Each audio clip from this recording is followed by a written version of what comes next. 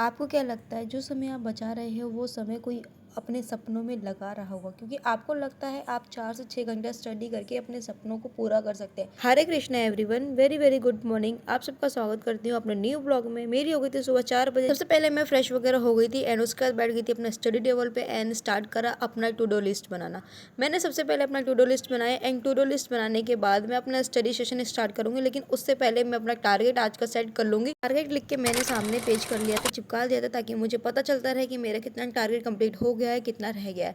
तो सबसे पहले मैंने अपना कैलकुलेशन रखा था, क्योंकि मेरे को मैथ में थोड़ी सी प्रॉब्लम हो रही है। काफ़ी दिनों से स्टडी सही से हुई नहीं है, जिसके चक्कर में कैलकुलेशन में प्रॉब्लम हो रही है। कैलकुलेशन के चक्कर में टाइम ज़्यादा लग रहा है, तो इसीलिए मैंने सबसे पहले कैलकुलेशन रखा। एंड आप सबको बता दो फ्रेंड्स, मोस्ट सक्सेसफुल लोग या तो लो होते हैं या तो एवरेज होते हैं। बस फ़र्क इतना होता है कि वो अपने सपनों के एकदम कंसिस्टेंसी के साथ लगे रहते हैं और हम लोग अपने सपनों को सोचते ही रहते हैं कि हमें ये करना है, वो करना है, जिसके चक्कर में हम लोग अपना समय बहुत ज़्यादा बर्बाद कर देते हैं। लेकिन मैं बस इतना ही कहूँगी, अगर आप दिन में 6 घंटा भी पढ़ रहे हो तो 6 घंटा कंटिन्यू कंसिस्टेंसी के साथ ही स्टडी करना, जिसके चक्कर में आप अपने सपनों के बहुत ज़्यादा करीब जा सकें। यहाँ मेरी कैलकुलेशन हो गई थी। कैलकुलेशन के बाद मैंने उठाया अपना वोकेबलरी। यहाँ पर एक डिक्शनरी रखी हुई है मेरे पास छोटी सी, जिससे मैं अपनी स्टडी कर रही हूँ। क्योंकि अभी क्या है, मेरे को कुछ कुछ वर्ड्स याद करने हैं, रिवीजन करने हैं, और मेरा ए पूरा क्लियर हो गया है। अभी बी एंड सी पे आ गई हूँ। सबसे पहले मैं जो पढ़ती हूँ उसका रिवीजन करती हूँ, रिवीजन के बाद जो आने वाला पढ़ना है मुझे वो पढ़ती हूँ।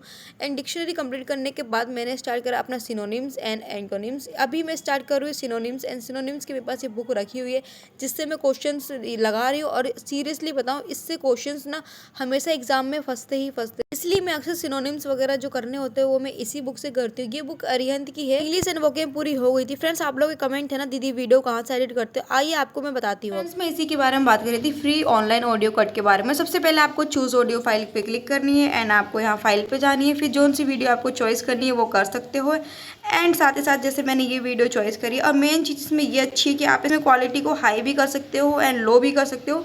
आप अच्छी तरीके से हर चीज़ को मैनेज कर सकते हो। एंड उसके बाद इतना करने के बाद आपको वीडियो सेव करनी है। सेव करने के बाद आपको पता चल जाएगी कि आपकी वीडियो किस तरीके से एडिट हुई है। जैसे कि मैं आपको दिखा देती हूँ, यहाँ मेरी वीडियो एडिट हो चुकी है, ये देखिए। तो फ्रेंड्स, आप भी इस इंग्लिश का सेशन पूरा करने के बाद मेरी फ्रेंड ने बनाया मेरे लिए बनाना शेक, और हम दोनों ने बनाना शेक पी लिया। तो बनाना शेक पीने के बाद मैंने करी अपनी रूम की सफाई। एंड यहाँ मेरी फ्रेंड खाना पीना बना रही थी, तो मैंने सोचा कि जब तक मैं सफाई कर लेती हूँ रूम की। एंड बेडशीट वगैरह भी चेंज करने थे, काफ़ी दिनों से करा नहीं था, तो बेडशीट वगैरह चेंज करके अच्छे से रूम क्लीन कर लिया था मैंने। ताकि पता क्या होता है, रूम साफ़ रहेगा ना तो आपको वाइब भी पॉजिटिव आएगी एंड बहुत अच्छा भी लगेगा आपको। यहाँ कंप्लीट करने के बाद मैं बैठ गई थी दोबारा अपने मैथ के सेशन के लिए। इस टाइम मैं कर रही हूँ मैथ की प्रैक्टिस। एंड मैथ की प्रैक्टिस के लिए सबसे पहले मैं फॉर्मूला देखूंगी, क्योंकि मुझे सिंप्लीफिकेशन में काफ़ी ज़्यादा टाइम लग रहा है क्वेश्चन को सॉल्व करने में, क्योंकि उसमें बोर्ड मास का रूल लगाना पड़ता है एंड उसमें कम से कम 1 से 1.5 मिनट मुझे लग ही जाता है क्वेश्चन को सॉल्व करने में। इसलिए सबसे पहले मैंने फॉर्मूला देखा। मेरे पास फॉर्मूला की बुक रखी हुई है आदित्य रंजन सर की, एंड अभी मेरे पास रेलवे की भी बुक रखी है आदित्य रंजन सर की। तो सबसे पहले फॉर्मूला कंप्लीट करूँगी। फॉर्मूला कंप्लीट करने के बाद फिर मैं क्वेश्चन लगाऊंगी। मैक्सिमम 50 से 60 क्वेश्चन तो लगाऊंगी। मिनिमम तो मुझे करने ही नहीं है, एटलीस्ट 50 तो मुझे करने ही करने, एनी हाउ करने ही करने हैं। तो मैं यहाँ पे फॉर्मूला कंप्लीट कर चुकी थी। फॉर्मूला कंप्लीट करने के बाद मैंने लगाया मैथ की क्वेश्चंस बुक से ही।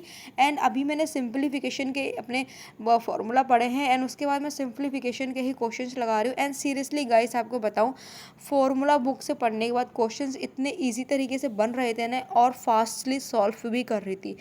हालांकि फॉर्मूला बुक से मैंने पहले प्रैक्टिस कर रखी है, लेकिन अभी जिस तरीके से मैं रिवीजन कर रही हूँ ना, मतलब फॉर्मूला बुक से अपना पढ़ो एंड तुरंत क्वेश्चंस वगैरह लगाओ, तो बहुत अच्छे तरीके से आप सॉल्व भी कर लेंगे एंड क्वेश्चंस इतने इजी तरीके से आप कंप्लीट कर लेंगे। मैथ लगाते लगाते कब 3 से 4 घंटे निकल गए पता ही नहीं चला। इतना ज़्यादा मज़ा आ रहा था मैथ सॉल्व करने में कि बस मत ही पूछो, क्योंकि जब क्वेश्चंस बनते हैं ना तो चीज़ों को करने में बहुत ज़्यादा मज़ा आता है।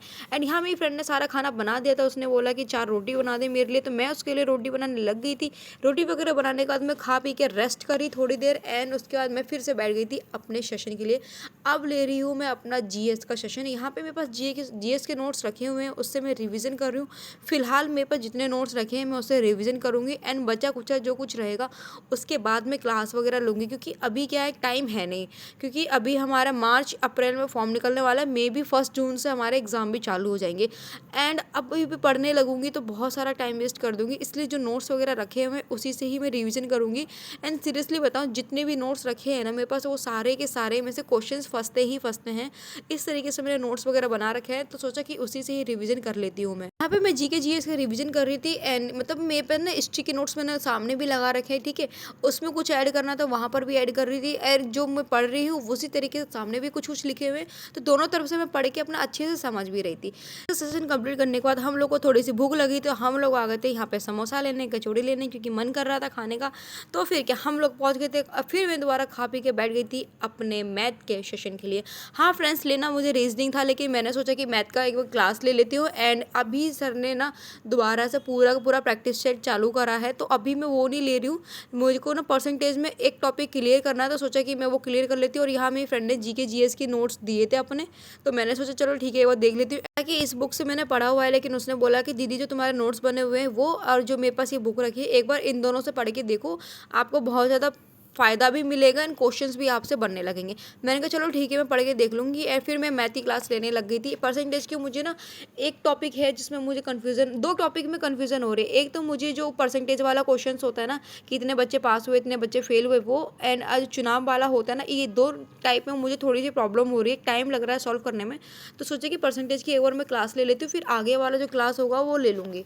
तो आज का जो मेरा टारगेट था वो मेरा पूरा हो गया था, और इसी तरीके से मैं कंसिस्टेंसी के साथ अपनी स्टडी कर रही हूँ। एंड आप लोग भी कमेंट सेक्शन में कमेंट करके बताना कि आप लोग की स्टडी कितने आवर्स की हो रही है। फिलहाल के लिए ब्लॉग में यहीं पर एंड करती हूँ। Bye bye, take care.